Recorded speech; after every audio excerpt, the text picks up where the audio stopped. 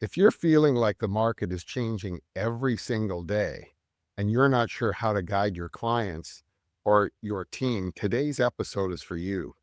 We're going to talk about why uncertainty is actually creating opportunities, how buyers and sellers are thinking differently, and the communication strategies that separate the top performing agents from everyone else.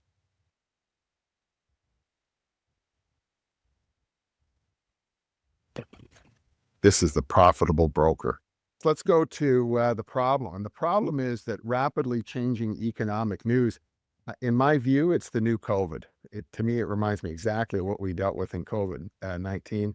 And there was a number of things bullets that I put together to kind of substantiate that idea. One is that the events are a shock. They're impossible to predict. We wake up in the morning and, we find out what the new reality is.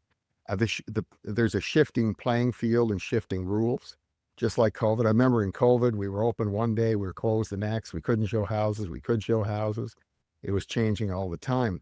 And whenever we have that, and remember this initially in COVID-19, we were all biting our fingernails, thinking we were out of business. At least I was, and thinking we were really going to have some challenges.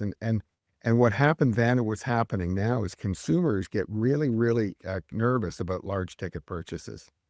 And then bad news starts to outpace good news. And businesses do what we call put your pencils down. It's interesting. I was watching CNBC on today's Wednesday, on Monday, and Austin Goolsbee, who is the president, chief executive officer of the Federal Reserve Bank of Chicago, I should say. Federal Reserve Bank of Chicago.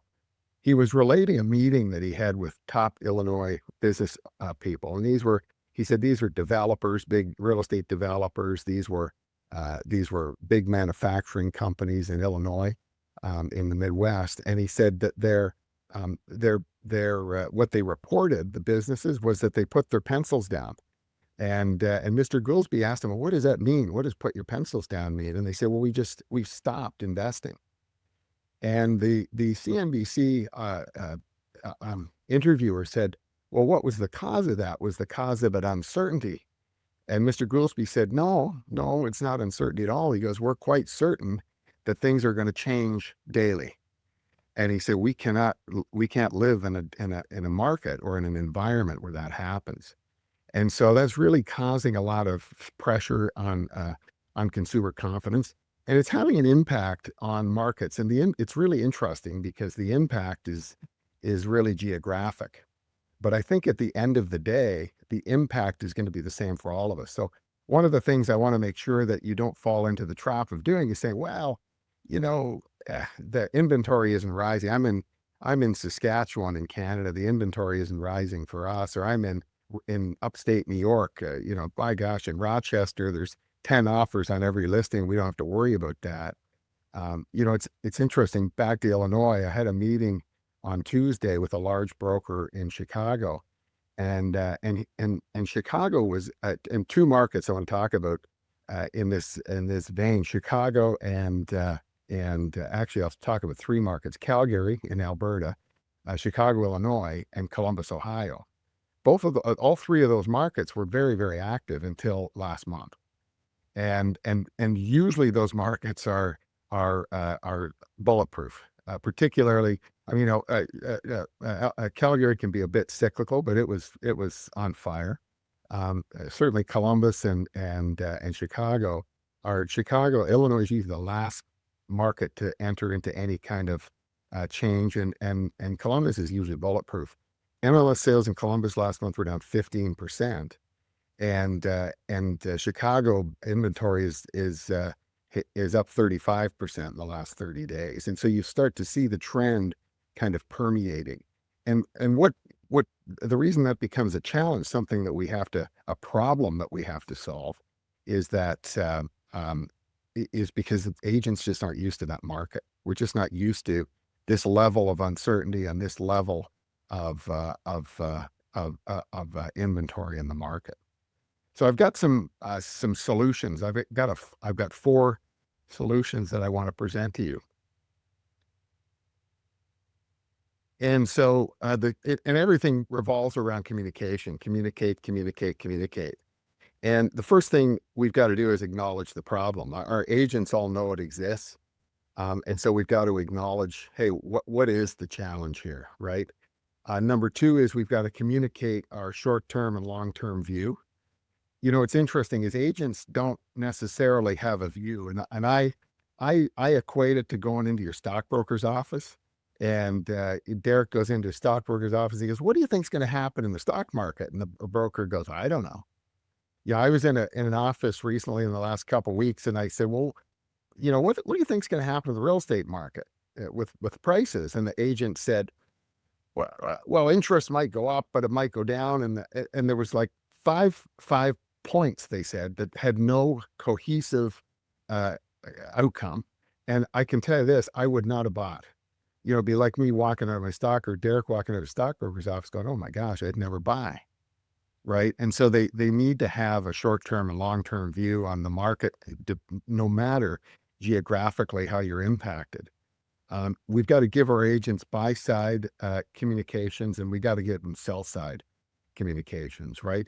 And so, depending on where you are in the countries, there's different problems. But here's what I see as the problems we need to acknowledge. Some consumers may want to wait and see how they're personally affected. If they're in manufacturing states or manufacturing provinces, they're going to be a lot more uh, shy, a lot more fearful of their job situation and how the current trade war is going to impact them. Right. Some consumers want to wait to see how price and selection are affected, and I'm going to talk specifically to that. We may see some short-term unemployment increase, depending again on which side of the 49th parallel you sit and which state you're in. And the other thing that's really compounding this in both countries is the level of non-mortgage debt is making the situation worse. I read a statistic about a week ago that in the month of May, it was a record number of 90-day delinquencies in the Ontario mortgage market, and of course, Ontario is the largest market in Canada. So that was the largest number of delinquencies. Let's be clear here: the largest number of delinquencies since Equifax started collecting data. And when somebody gets in Canada, when somebody gets 90 days behind rather in their payments, that is the point at which you pass the point of no return. Now the bank is starting to issue paperwork, and you're probably another 3-4 months before those power sales, those foreclosures start to hit the market, right? And so that's making the situation worse. In the United States, we haven't seen that in mortgage payments, but I read an article again around the same period that in the month of May, it saw the highest number of auto defaults of automotive payments in the history of Equifax keeping track of automotive payments. And you might look at it and say, well, we're not the auto business, or I don't sell real estate in Ontario, but here's the thing, it's like, to me, all of this is points in the same direction. They're all sort of the canary in the coal mine. And we've all got to be super aware. If you haven't experienced some of these things yet, and I say yet, you want to get in front of them, right? And the last thing that we've seen is that the months of inventory in many markets has doubled. When I wrote this, it was several. It's many markets today. It started off at the end of last year in Florida and Texas and Arizona. Then it started to spread north and northeast. It's starting to move up through the Midwest, and certainly in Ontario and British Columbia, and now Alberta. Calgary's inventory doubled last month. It's starting to proliferate throughout the entire market. And so I think these are important things that agents need to realize, and they need to realize it as in the background of, hey, this is just a market. None of the things I've listed here are good news or bad news. It's just the market. It's there's some of my friends from Tennessee on the meeting today, and Steve, I love the way Bridget ends her sales meeting. And Steve's colleague Bridget says to her agents at the end of her sales meeting, so I'm at this sales meeting, and Bridget says at the end of the meeting, hey, what do we get paid for? And the agents all in unison say, to solve problems. And Bridget goes, great, then let's go solve some problems. Let's go find some problems. What do we get paid for? To solve problems. Great, then let's go find some problems, right? And that's really what we get paid for here, is solving problems. But these are generally problems that agents aren't used to, right? They're not used to seeing this. I've got a lot of friends on here. I'm looking at Paul Etherington's picture. Paul's been in the business as long as me, 40 years and then some, and a little bit. And so, we look at it and go, Michael Callis, hey, we've been through this before, right? And, but our agents aren't. And I didn't research the statistic for today's presentation, but it's somewhere between 70 and 80% of the agents have not been in the market 15 years. Well, if you haven't been in the market 15 years, I'm going to respectfully submit you're brand new. None of this, you don't know what a price reduction is. You have no idea how to explain to a seller they got to reduce the price, right? Or if you're in a seller's market, explaining to people in Rochester why they have to compete with 10 or 15 offers, right? And so these are all solutions that we've got to give to our agents if we're leading people in uncertain times. And so number two is, I said, hey, we got to communicate our short-term view and our long-term view. And, I'm going to communicate my short-term and long-term view. You need to come up with your own. Your agents need to have their own. I think you're going to have 6, maybe 12 max, 6 to 12 months of great buying opportunities, great selection at the right price. Or if you're in one of the very few markets that are still low inventory, a great price and a quick sale. Right. But most markets are in the top, great buying opportunities. And long-term, the economy is going to emerge stronger than ever. And I think what's really important to have agents be able to communicate is that real estate always goes up. I always say there's 3 things that are guaranteed in life: death, taxes, and real estate goes up. And so, but here's the problem, and this gets to the third communication strategy. The problem is that real estate always goes up in the long term, but doesn't always go up in the short term, right? And so what people, when you turn on the news and you're talking to me, I'm reading national statistics, and in the U.S. the other day was reading Ontario statistics, and it's all talking about the next few months, right? And it's talking about, hey, nationally housing sales are down year over year. It's short term. And so what ends up happening, and this is something to really get across to your agents, that buyers go through this mindset, right, where they change from what I call inflationary thinking to deflationary thinking. And it's a really simple change. What happens in inflationary thinking is that people think that, hey, if I don't buy today, I'm gonna have to pay more tomorrow. In deflationary thinking, they think, hey, if I don't buy today, it's going to be worth less than tomorrow. I'm going to save money by holding out, right? And we've got to get them back to long-term thinking, because the reality is that, the average person today owns real estate or is in the real estate market for roughly 40 to 50 years. And so, if they buy today, first-time buyer, depending on where you are, what state, province you're in, it's somewhere between 33 and 36, let's say 35. You're going to be in the market till you're 85. That's 50 years, 75 at worst. That's 40 years, right? And we've got to get people thinking long term. And there's a saying that I have for our agents in this kind of market, and that is this: that we've got to, and that's part of the communication. We've got to stop selling houses and get back to selling real estate.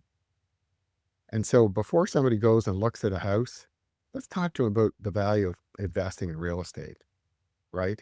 And this is a 10-year, I've got 2 graphs I want to share with you that are things that I think you ought to give your agents. And I just created these as a sample. You obviously need ones that are local to your market, but I've got both a Canadian and a US example.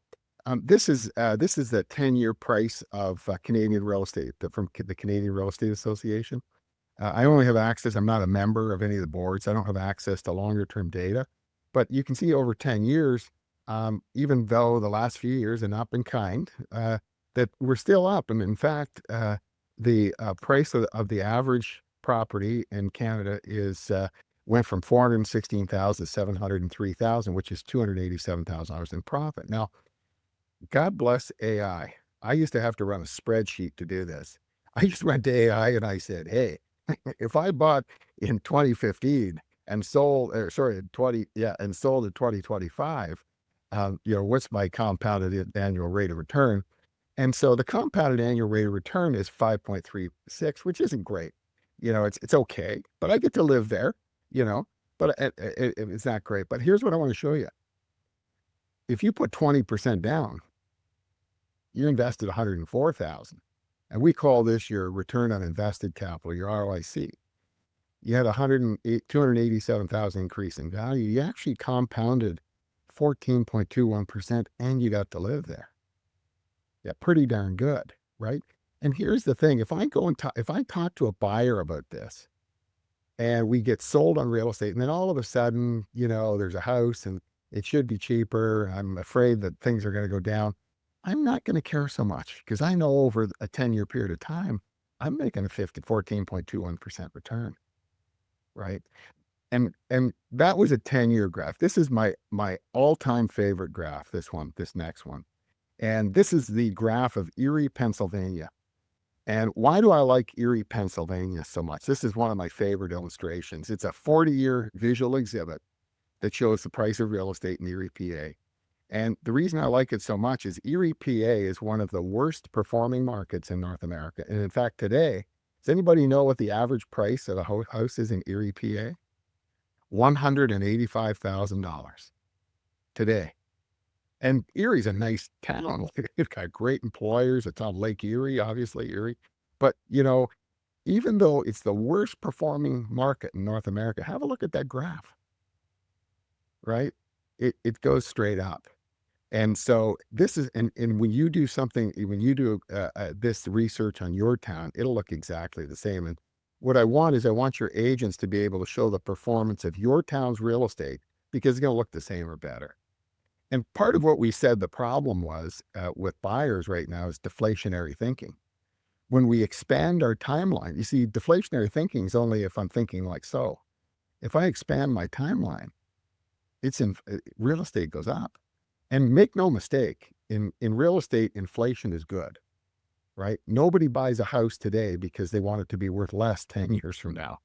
Everybody wants to be worth more, right? And so to have that, it has to be inflated, right? And so these are the kinds of tools that we need to equip our agents with. And the reality is that, 3 years ago, 4 years ago, 5 years, we didn't need these graphs. We didn't need this information, right? Because it was deflationary thinking, right? Hey, Tyler, if you don't buy today, going to work more tomorrow. You're going to pay more tomorrow, guarantee you, right? And so it was a simple conversation, right? Got to change the conversation for our agents.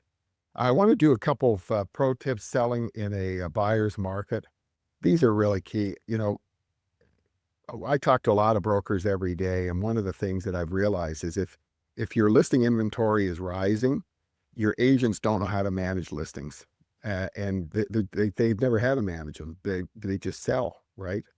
And so there's a number of things that I wrote down here that are these are really top tips for agents, right?